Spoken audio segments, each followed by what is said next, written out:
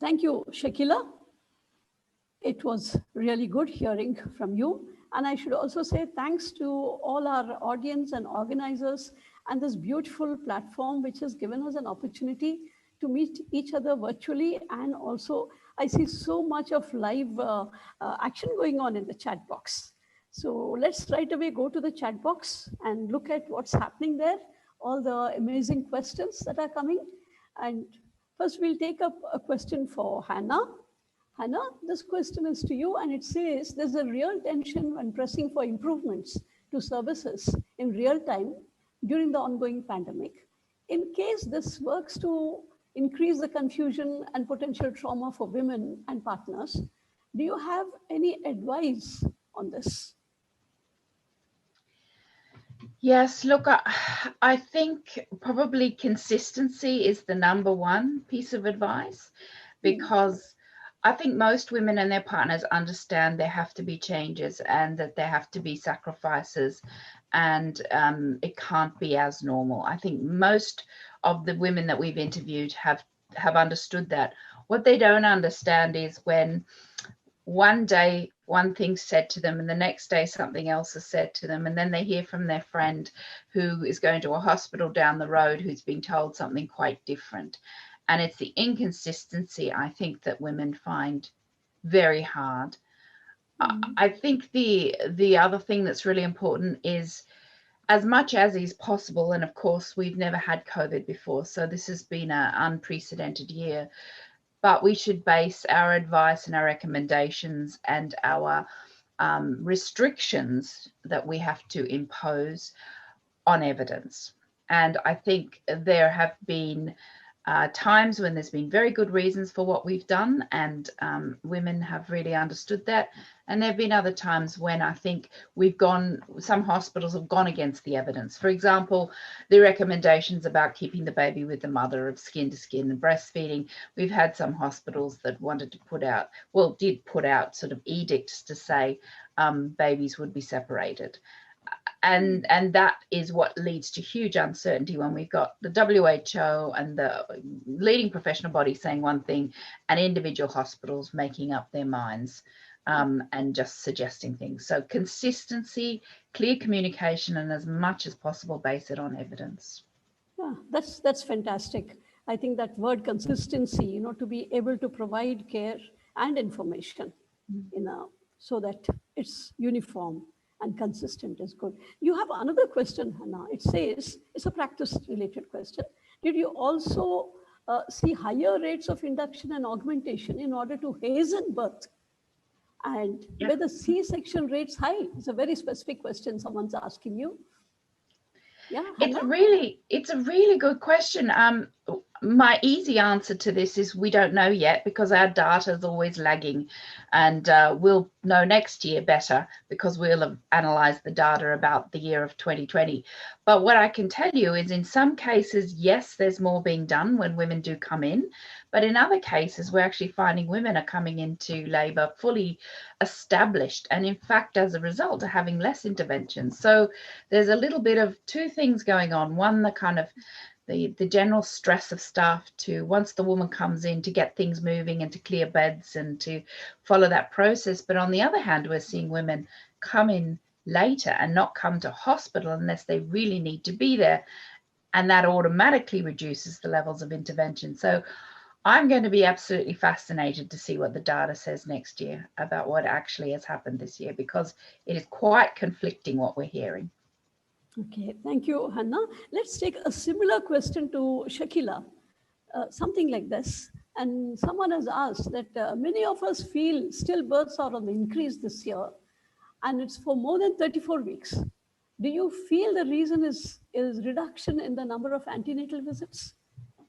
Yeah, I think this is a huge concern for all of us, both mothers and fathers, as well as healthcare professionals working in this field, is what is the indirect impact on it. And it looks like the emerging data, in my talk, I showed the data coming from Nepal, showing significantly increased rates of stillbirths.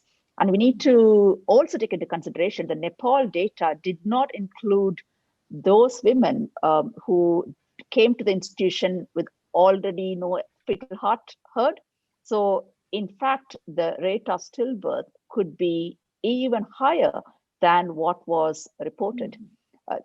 We are yet to untangle the reasons for this increase in stillbirth that's been observed. I mean, there's also data from UK as well, from St. George's, that showed an increase in stillbirth rates before versus afterwards.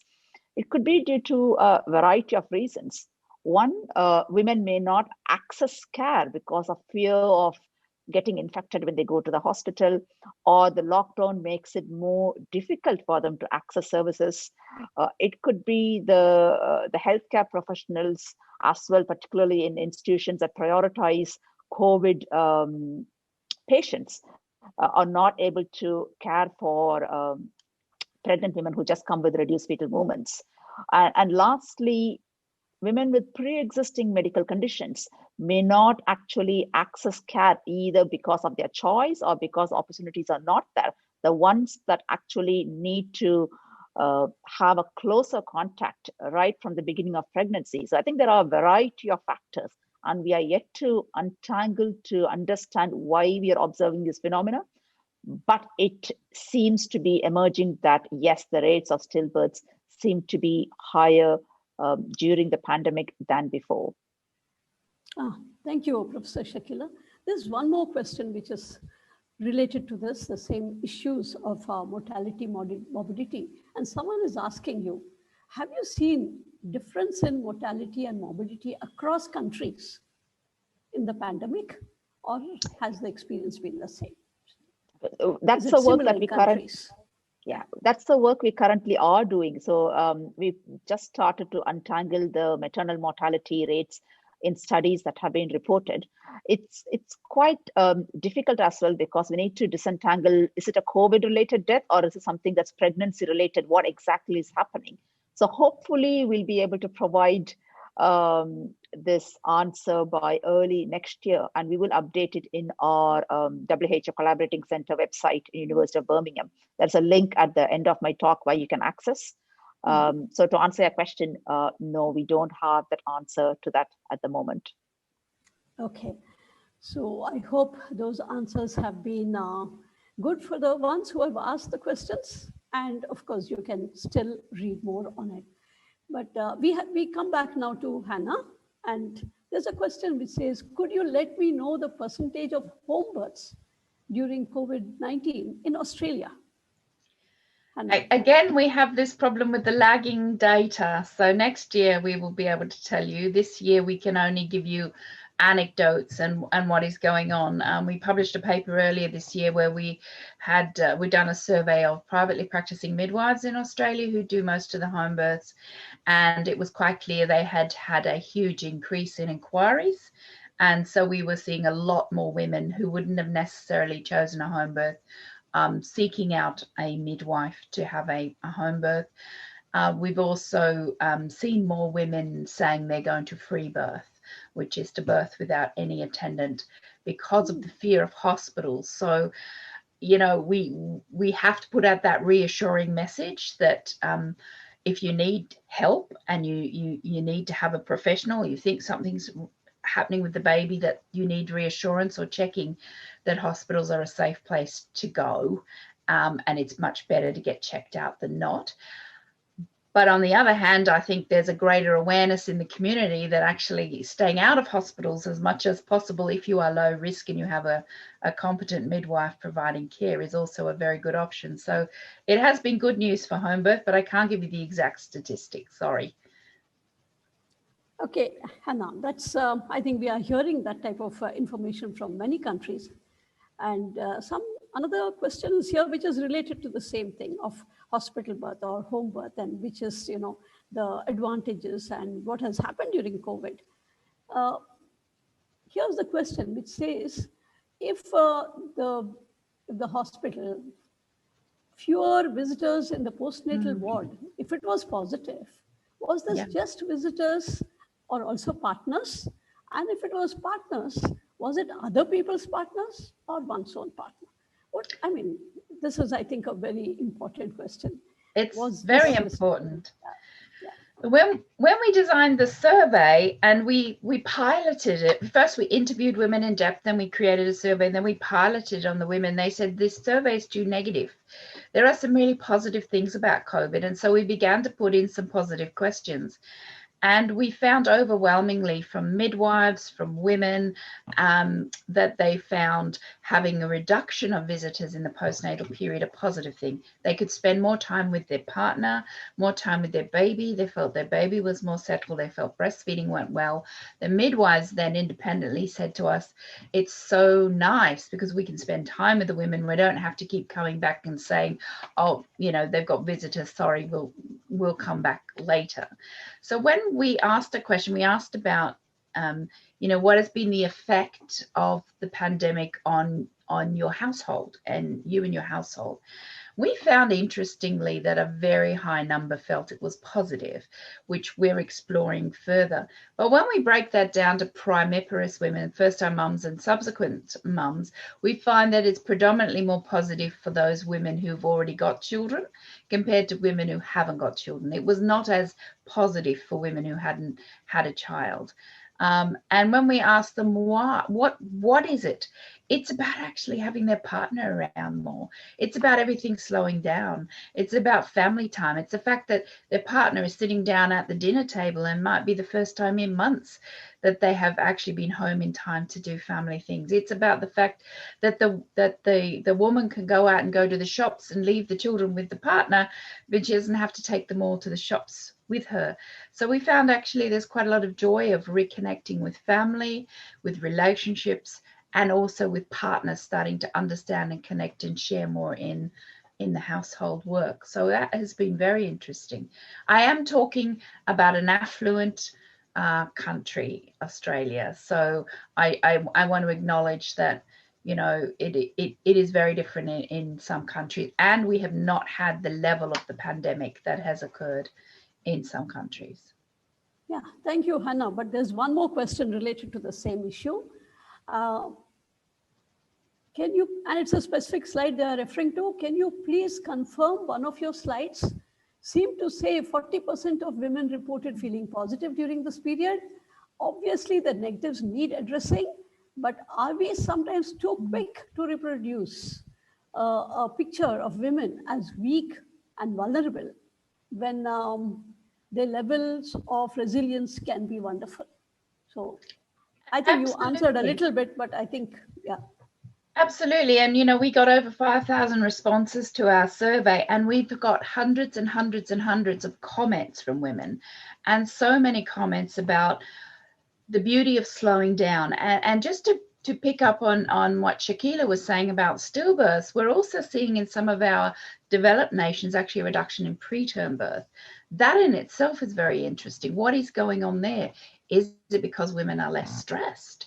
Is it because they have time to slow down? They're not rushing around as much? Is it because they have more connection with family at home? So there's a lot of interesting things happening in this. And I think there's been a reacquainting of humanity with the importance of each other. And also and I know I've done it in my own life, of how did we get this busy? Is this really a good and healthy thing for us? Is there something we've been missing out? And I think that a lot of people have been really looking at their lives and thinking, time to slow down, and actually those that are most immediate around me are really important. And that valuing and that realization, I think for many people has been positive. But I want to reiterate, if you're in a family violence situation, if you have extreme poverty, if you have lack of support, of course, this is not going to be a positive scenario for you.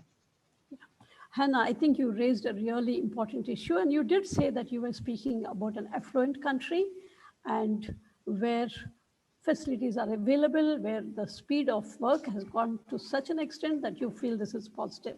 There's a question which says, what difference did you see in the data for the poorest women, even in an affluent country? Yes, and again, yeah, and again, we're in the process of analysis. We're very happy to see that we've got over 300 Aboriginal women have also responded. And of course, our Aboriginal women have cultural and other issues of marginalization, racism, other things that they're dealing with. And we will be looking very closely. We've also got refugee and migrant women, and we want to look very closely at that. But we're so early on in analyzing this data. It's you can imagine if you've got over 5,000 women responding and we've got 3 surveys going, we've actually got a longitudinal cohort. We're following women up to 6 months after birth and their babies. So we've got a massive amount of data that we're trying to churn through. But no doubt what we can see is that women who are financially, have financial stress and lack of support, they're the women who are finding this a most negative time. Yeah, I would understand that, and I would really, empathize with that, because that's what we found across the countries, that Yeah. a pandemic or a crisis acts differently for the poor and for the well-to-do. And we know that as a reality. But Hannah, we'll come back to you. Let's take one question for Shakila. This is again about mortality and issues related to that. What is the effect of maternal mortality? Let me just get this question straight. I think we did discuss earlier about preterm and all, and stillbirths. But there's a question here for you, Shakila, which is about rise in preterm birth during the pandemic. Yeah. Due to the iatrogenic effect of scheduled preterm C-sections. Okay. So I think there are 2 things. Is it there are pregnant women with COVID, and then we need to think about what are the rates of preterm birth high in those with COVID compared to those who are pregnant without COVID. The second one is, in general, overall, of all pregnant women, the rates of preterm birth going up or going down. So if you look at the first issue, when the pandemic first broke out, we found the rates of preterm birth appeared to be too high when the data were emerging. And what we've observed is gradually those rates seems to be going down. And in fact, if you look at the spontaneous preterm birth, it is very similar in pregnant women with COVID compared to those without. So what we have been observing is, because of the unknown nature of the disease when it first broke out, clinicians were more proactive, and it's likely that they were delivering these women earlier because, okay, 36 weeks preterm birth, yes, but they're more in control, can operate in daylight hours and manage because of the unknown nature of the condition. But we are seeing a consistent reduction in preterm birth in women with COVID compared to those without, as we gain more confidence in finding that vaginal birth is not contraindicated, it's okay, and for us to have all of the normal and intrapartum care which you would recommend. The rates of preterm birth seems to be not as high in those with COVID. If you look at the indirect effects, not just women with COVID, in everybody, all pregnant women during the pandemic, as Hannah mentioned, there are data showing reductions in preterm birth overall. And again, this could be because of reduction in iatrogenic prematurity. Maybe we're not jumping in for a borderline hypertension at 36 weeks. You're not just jumping in and delivering it purely because we are not seeing some of them. Some of the safer ones who don't necessarily need to be delivered before 37 weeks are not being delivered and going into labor on their own. We do also need to look at the deeper effects. Considering the increase in stillbirths, we need to see, okay, is the reduction in preterm births has got any link with reduction in stillbirths? Could we have avoided some of those stillbirths if we'd managed to deliver early? We don't know. I think that really needs to be looked into in detail. So to answer your questions, COVID per se does not seem to be a risk factor for predisposing to preterm birth. It looks like overall the impact of the pandemic seemed to have an effect on reducing preterm birth in the populations per se. But of course, it's going to change by countries. It's going to be changed by the comfort in which the healthcare professionals operate, how comfortable they are in doing business as usual, in making decisions, or are they actually going to change their practice because of the pandemic? So I think data are still coming, and this is where we are at the moment. So Thanks, Shakila. It looks like we are really in a situation where we need to go deeper, look at both preterm births, the positives, and stillbirths, and the linkages between these. But there's another question, a related question, people asking, and perhaps both of you, all of us maybe need to think about it, the effect of maternal mortality if we are going to be in touch with them remotely. What will be the effect? I mean, can we think about it? This is, I Shakila, think you this want is to? Yeah. Yeah, I think this is an intervention we are talking about. The thing is, remote help means many things. You could have a Zoom, a full-on, an audio-visual one with somebody who's quite literate and who's savvy with these apps, and it will work. Then it's likely to work. But offering a similar service to somebody who does not have access to internet or who doesn't know how to use the thing or not comfortable in doing it, it's not going to have the same effect. In fact, it might have an opposite effect. So I think what we really do need is look at the information that's been collected to date and see, okay, is remote control these visits helping everyone? Or is it actually disadvantaging certain groups more than other groups? Is it disadvantaging women with certain conditions who really do need to see healthcare provider in person? So I actually don't have an answer to that. I think there are different scenarios that need to be taken into account. Yeah. Hannah, you have something to say about that? Yeah, so we looked at this in our survey, and it's very, and also in our in-depth interviews. And I've got to say, I agree with everything you're saying, Shakila. What was so interesting is the women told us they didn't like it. So the majority of the women told us they'd much prefer to see a human being. They understood it, but given a preference, they would like to be in person. They didn't feel the communication was as effective. They would felt that people tried to get them off the phone. They also felt that midwives, and this is a sad comment on us, cut what we call in Australia, cut to the chase, which means they got straight down to business. They usually used a phone, not a face. And even though you see all the images of telehealth with, a doctor reaching through the screen and it all looks so personal, actually, the majority were phone calls. And the midwives got straight down to business. How's your baby moving? Da, da, da. Have you done all the things? Rather than if you had a human there face to face, you might do all of the, how are you going? It's been a really stressful time. How's the family? We were avoiding that, which to me is probably a real worry. And I think we need to look at how do we use it? I think we need to look at who does it benefit and who does it not. Exactly what Shakila said. We also asked a whole lot of questions about mental health, and we asked about how many of them were using, mental health moves to being online more, and what did they feel about it. And it's really interesting. The first-time mothers, the ones who are pregnant for the first time, they did not like that. They would have much preferred the in-person.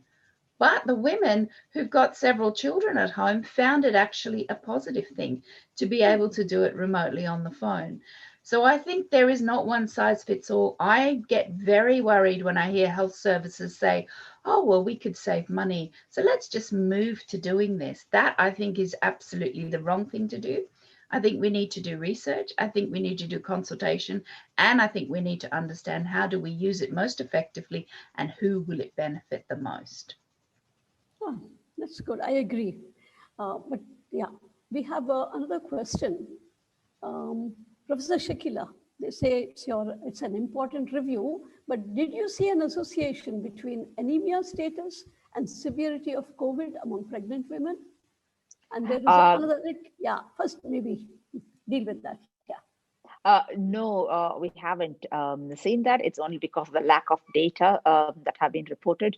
But in due course, as more data comes, we will be looking at it. But so far, that's not been reported in detail, and we haven't. Okay. There's another little tag on to that, but I think you've answered this. This is about comment on the reported decline in preterm births in some places. Do you want to say anything extra? I think it's covered. Yeah, I think it's similar to what we discussed before. I think it's very likely due to iatrogenic prematurity, probably. So we're not unnecessarily intervening. and just letting pregnancies go to term. But did you It's relate it to likely. the place? The question is about in some places. So was it related to which place had more, which centers, which countries? So for the No. indirect effects, we haven't. I think there was data, I think from Scotland, I think that showed reduction in preterm birth. I think probably as a letter or something like that. But we looked at the direct effects, and that seemed to be consistent reduction irrespective of the country where COVID, women with COVID were compared to those without COVID. That's a consistent reduction compared to the higher rates that were observed at the beginning of the pandemic. Okay, there's another question specific to one place. Did mothers prefer vaginal birth over C-section in the UK? Yeah, so again, this is interesting because similar to preterm birth, we had large numbers coming from China initially. It's so interesting to see the literature come as we had loads from China and then Europe and then loads from the US now and also from Latin American countries. There was huge numbers of cesarean section rates at the beginning. And we are wondering what was happening. I think it's much clearer now. It's because people were concerned about transmission to the baby.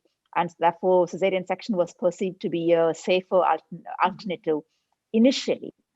But as more data emerged, and we haven't seen any strong evidence actually to say that risk to the baby is increased according to the mode of delivery. And as more reassuring messages emerge that vaginal births is safe in mothers with COVID, we haven't actually seen an increase in cesarean section rates in mothers with COVID compared to those without COVID. And I think that's the message coming through, saying it's okay to have vaginal birth. It's not a contraindication. Yeah. There's one more question to you, Professor Shekila, and that says we are also seeing a lot of mothers going over the estimated birth time, say towards 42nd week. So this means more inductions. And this is from the Netherlands. Did you see this trend also in the UK? No, we didn't specifically look at induction of labor as an outcome in our living systematic review. But I mean, from my own practice as a consultant obstetrician, I haven't really seen such a trend, mostly because most units are sticking to the protocols in care and delivery as before pandemic to during the pandemic. So we haven't really seen such a large trend as our colleague from the Netherlands is mentioning. Okay, and now there's a question, I think it's for both of you, or for suppose all of us. What kind of bereavement advice and support can we provide during COVID-19? Is it for mothers, families, or in general? I'm not sure the question says that, but what kind of bereavement advice and support can we provide? Who wants to? Well, I would say it should always be the best, and regardless COVID or not, we should be providing bereavement advice and support and caring for families at that time. So I wouldn't see that as being anything dramatically different. The difference would be that you may have more women in a country like Australia, where we have things like cold cots, etc., take their babies home, where then the family can be around the baby. So the biggest risk when a mother loses a baby at this time is the inability for that family to potentially gather within the hospital and support the mum. So we would, that will be something we need to make other plans for, as far as, bringing people in virtually or using our cold cots where they can take the baby home and have the baby at home with the family. But I would say, pandemic or not, bereavement support should always be excellent and unwavering. I agree with Hannah. Yeah, I completely agree with Hannah. And I think it's hard for everybody involved. It's also hard for the parents as well as for people who are looking after them, because healthcare professionals do say that they feel quite inadequate. You could be having a mask, a lot of the things, conversations, you can't hug somebody. And I think the main thing is we acknowledge, yes, we all find it very hard, and bereavement, and people are losing family members, friends close to them. And I think we all will need to find ways to provide some individualized care. I mean, so although in most places there might be a policy of not having partners in, we need to make some special provision or something that's very specific that for that particular individual. So we provide all that we can possibly do, and not really say, oh, we have a blanket protocol. I think we need to think around what's necessary for that particular mom, that particular dad, and for that particular healthcare professional. And the second one is, I think there needs to be a wraparound care. Again, let's not forget about midwives and obstetricians, looking after them, because it's hard for them afterwards as well. We need to have some sort of support network within the institutions that they can go and talk about, which we usually would have sort of debrief. And I think that needs to take into account that the feeling of inadequacy in able to provide that care. And again, the last one is, yes, the long-term follow-up. Once things quieten down, it will be good to have some sort of system in place when people have got a lot of questions to ask, but they're not able to because they're trying to deal with all of it at the same time. Even if such a support is provided on a remote basis, but some sort of a long-term follow-up would certainly go a long way in providing answers to parents who want to know why it happened and what can be done for the next time round. Yeah. Okay. I think we're coming to the end of our time, but I have one interesting question to both of you, and a question to myself, which hopefully we'll try to answer very quickly. Both Hannah and Shakila, do you think we will handle the second wave better? Quick response. I hope the second wave doesn't come for a while, because I think we're exhausted. I think we're stressed. I think we're burning out, and I think we need a break. But I hope we're wiser if we have to handle the second wave. We are in the middle of a second wave at the moment. But I think we are dealing with it better in the second wave because we are better prepared. We've got now vaccine. I think I'll be vaccinated by next week. I think I will have had my vaccine in my hospital. So I think hope's around the corner. But I think we are better prepared second time around than when it hit us before. Hopefully, yes. I think we will be, and we are actually better prepared. There's a question to me, which is very interesting. Someone is asking me, Prakashma, if we could change just one thing in India to ensure women get a positive birthing experience, what would that be?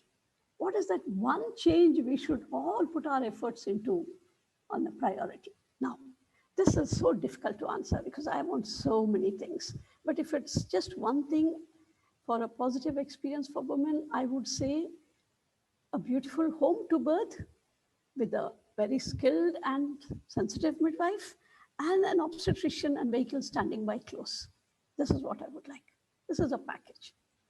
And with this, hope for India, hope for many countries where women don't have as much as maybe in the UK or Australia. I want to thank both of you before I hand over to the organizers, unless there's something burning that we need to take up. We are just 1 minute short of closing time. Thank you, so and much. It's been interesting.